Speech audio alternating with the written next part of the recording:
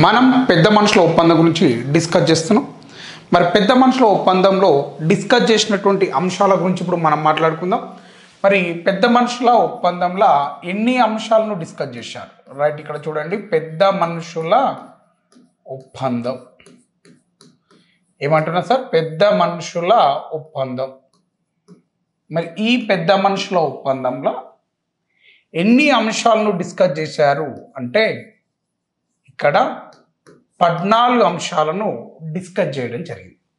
పెద్ద మనుషుల ఒప్పందంలో ఎన్ని అంశాలను డిస్కస్ చేశారు అంటే 14 అంశాలను డిస్కస్ చేశారు. గవేందో చూడాలి, గంతే, ఎక్కువ తక్కువ రోజు. మళ్ళా అందులో మొదటిది ఏమన్నారంటే నూతనంగా ఏర్పడే రాష్ట్రానికి ఆంధ్ర తెలంగాణ అని చెప్పి నామకరణం చేస్తా అని చెప్పినారు. కరెక్టే కదనా నేను చెప్పేది? కరెక్టే. కొత్తగా ఏర్పడే రాష్ట్రానికట ఆంధ్ర తెలంగాణ అని పేరు పెడతా అన్నారు. ఇది తొలి ఉల్లంఘన. ఇదే, దీన్ని నేను కొద్దిగా అయినాక యాడ్ చేస్తా, పక్కకు వారెత్తునిగా. రైట్, ఇది తొలి ఉల్లంఘనగా గుర్తుపెట్టుకోవాలి. ఏమన్నా అంటే నూతనంగా ఏర్పడే రాష్ట్రానికి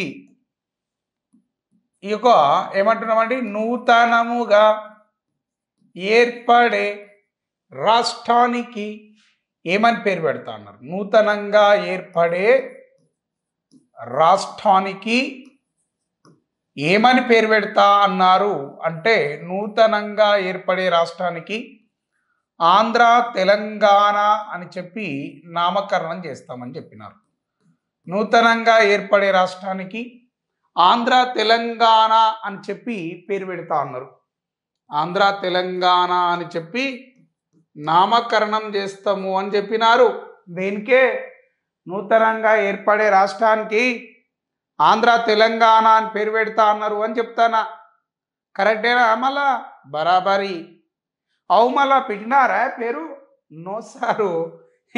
నూతనంగా ఏర్పడే రాష్ట్రానికి ఆంధ్ర తెలంగాణ అని పేరు పెడతా అన్నారు. అది మాటలకు మాత్రమే పెట్టరు. ఇదే 2016 గ్రూప్ 2లో ఫస్ట్ బిట్టు తొలి ఉల్లంఘన ఏది అని చెప్పి అడిగిండు. పెద్ద మనుషుల ఒప్పందంలో తొలి ఉల్లంఘన ఏది అని చెప్పి దీని మీదనే క్వశ్చన్ అడిగిండు. 2016 గ్రూప్ 2 తెలంగాణ ఉద్యమ చరిత్ర బిట్టు అయిపోయా, గంగల కలిపిరు పేరును. ఓకేనా? ఇకపోతే ఇంకా ఏం చెప్పినారు అంటే రాష్ట్రానికి సంబంధించిన కేంద్ర రాష్ట్ర సాధారణ పరిపాలనా వ్యయం ఆంధ్ర తెలంగాణ ప్రాంతాలు జనాభా నిష్పత్తి ప్రకారం జనాభా నిష్పత్తి ప్రతిపాదికన భరించాలి అని చెప్పినారు. ఇక ఇది తొలి ఉల్లంఘన, దీన్ని పక్కకు పెడుతున్నా. ఇప్పుడు కండిషన్ నంబర్ 1 చెప్తాను మీకు. నేను ఏమంటున్నామండి? కండిషన్ నంబర్ 1 అగో అది కాదా సార్ అంటే అది ఫస్ట్ ఉల్లంఘన, అది పేరు పెడతా అన్నారు. కానీ అంగీకారం కుదరని అంశంగా దాన్ని పక్కకు పెడుతున్నా. గట్లా తొలి ఉల్లంఘన పెద్ద మనుషుల ఒప్పందంలో ఫస్ట్ మాట్లాడింది ఇదే. కాకపోతే లాస్ట్కి ఇట్లా కట్ చెప్పారు. దానికి ఫస్ట్ సీన్ తీస్తారు, తీసిన తర్వాత ఎడిటింగ్లో అది కట్ చేస్తారు. గట్ల అయింది ఇది కూడా. తొలి అంశం ఆంధ్ర తెలంగాణ అని పేరు పెడతా అన్నారు, పేరే పెట్టలే, పోయింది అటు గంగల కలిపిరు పేరును. ఇదే తొలి ఉల్లంఘన అయింది. కాకపోతే ఇప్పుడు నేను ఇంకో ముచ్చట చెప్తా అని చెప్తున్నా కదా, ఏందో గా ముచ్చట అని మీరు అనుకుంటారు. గా ముచ్చట ఏంటంటే ఈ యొక్క నూతనంగా ఏర్పడే రాష్ట్రానికి సంబంధించిన ఏమంటున్నాం సార్? నూతనంగా ఇప్పుడు ఒక రాష్ట్రం ఏర్పడుతుంది. ఏందో రాష్ట్రం? అదే ఆంధ్రప్రదేశ్. ఇక నూతనంగా ఏర్పడే రాష్ట్రానికి సంబంధించి అవు మంచిగా రాయి. మళ్ళా నూతనంగా ఏర్పడే రాష్ట్రానికి సంబంధించి కేంద్ర రాష్ట్ర సాధారణ పరిపాలన ఖర్చులను సాధారణ పరిపాలన వ్యయమును ఎవడు భరించాలి? కేంద్ర రాష్ట్ర పరిపాలన సాధారణ వ్యయమును ఎవరు భరించాలి అని చెప్పి నేను అడుగుతున్నా.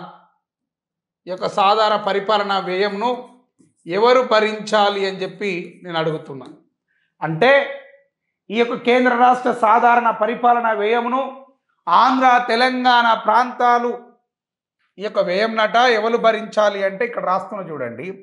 ఈ యొక్క ఆంధ్ర తెలంగాణ ఆంధ్ర మరియు తెలంగాణ వాళ్ళు భరించాలి. అవు సారు ఎట్లా భరించాలి? ఇది ఎట్లా భరించాలి అంటే జనాభా నిష్పత్తి ప్రతిపాదికన భరించాలి. ఎట్లా? జనాభా నిష్పత్తి ప్రతిపాదికన.